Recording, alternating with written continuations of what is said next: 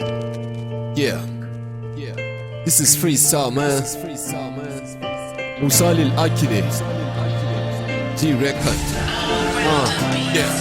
A da duniya tana zaune a tafarkin lumana, don koda babu wayewa to lallai akwai amana. Even in town or even in villages, harkokin jama'a duk a tare ke gudana.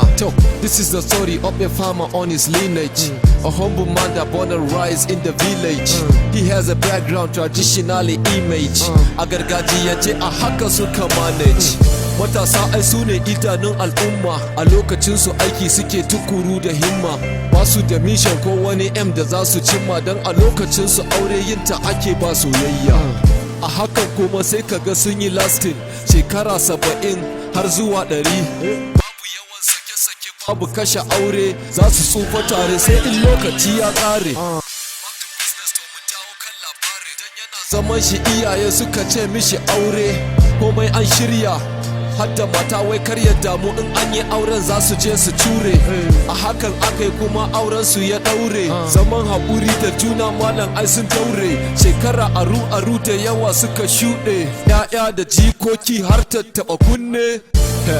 Allah dai ka samu dace, zamaninmu ai lamarin ne ya ɓaci.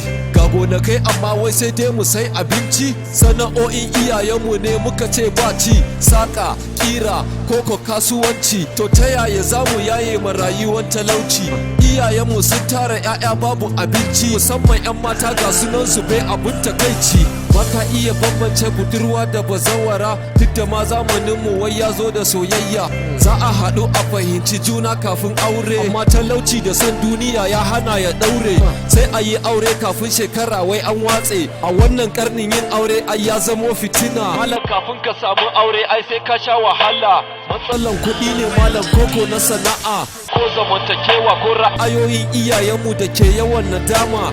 Gashi 'yan matan yanzu sun fi mazajen yawa, kuma zahiri zawarawan sun fi 'yan matan yawa. Sun ce sai dan wane, koko sai 'yar wance, koko mai kuɗi a hannu wanda za a fanshe. Yayi makaranta ne koko yana kan yi. So ku kauda ra'ayinku, ku zauna ku yi gyara domin lokaci ya ƙure. Kai ka ce sai dan mai kuɗi ko kuma mai kuɗi, ita ta ce sai mai kuɗi, kai kuma ka ce sai wadda ta yi makaranta ko kuma 'yar gidan mutunci. Ya kamata duk mu haɗu mu gane cewa Allah baya zaluntar bawa sai wanda ya zalunci kansa.